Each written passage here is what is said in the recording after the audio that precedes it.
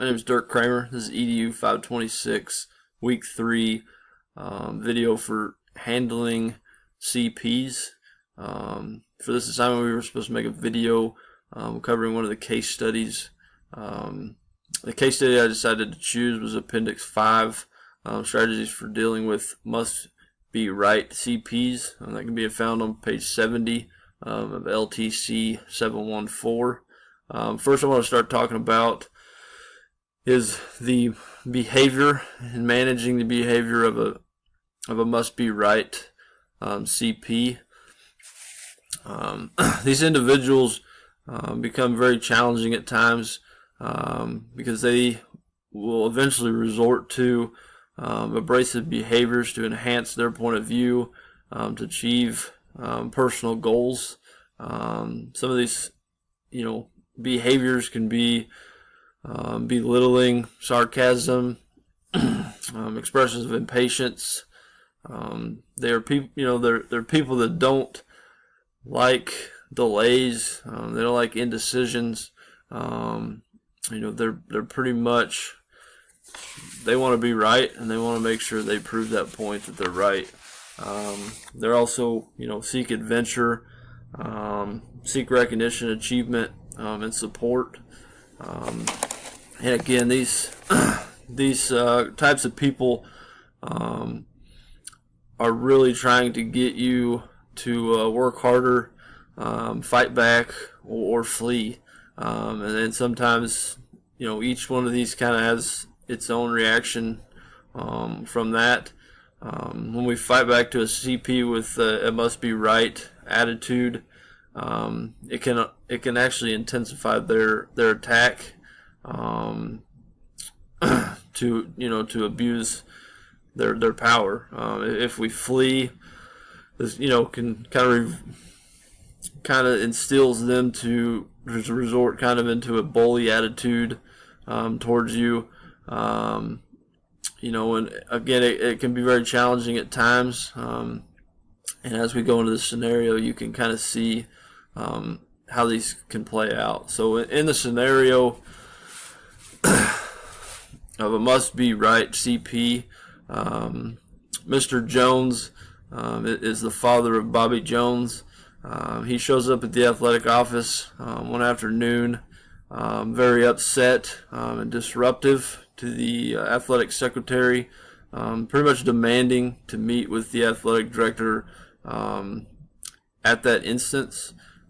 He really, shows that he disregards what the athletic director might be doing, and feels that his situation and complaints and frustration should be number one priority for the athletic office.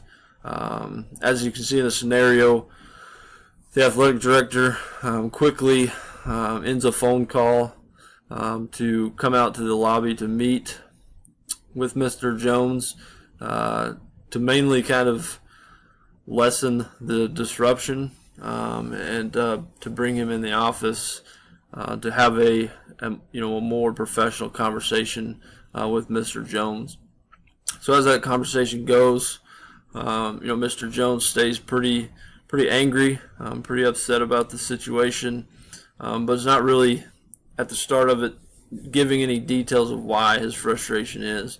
So the athletic director again is probing and trying to figure out the issue from Mr. Jones.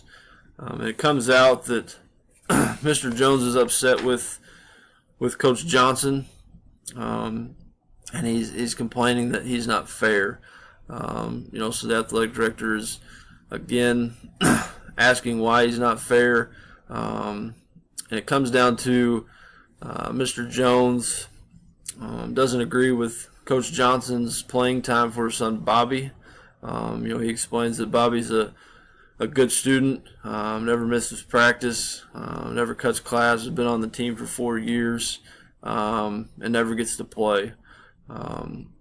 So as it goes through, Bobby was a player that contributed in the 8th grade and hasn't had much playing time since.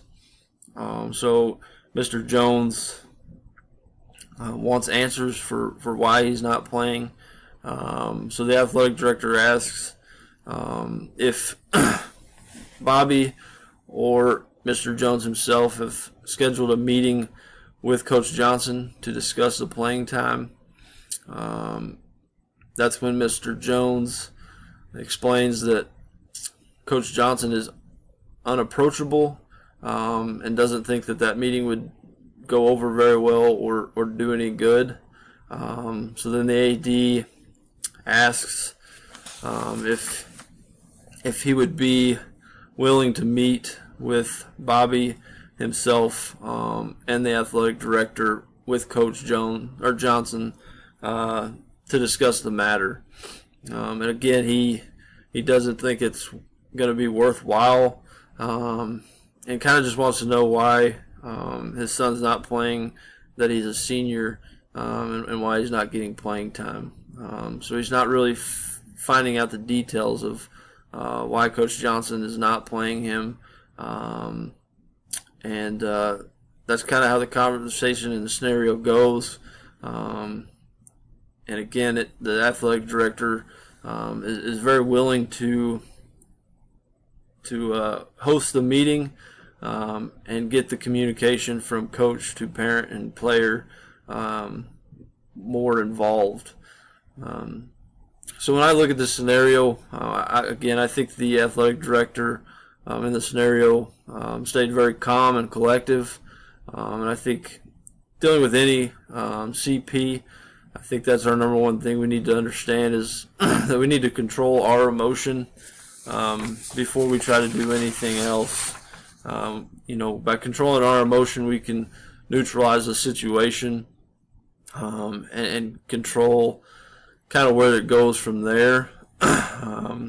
When again, a lot of this stuff comes from LTC 714, but we also need to make sure we hold our posture that we're kind of in control of the conversation, and we also need to make sure that we let the CP in a way kind of vent his frustrations to express it, and again, it allows us to probe the CP for what really is the bottom line problem in his frustrations, and why he has come to the office that way. So again, making sure that we are aware of the types of CPs, how to handle those situations, can be a great way to resolve the situations.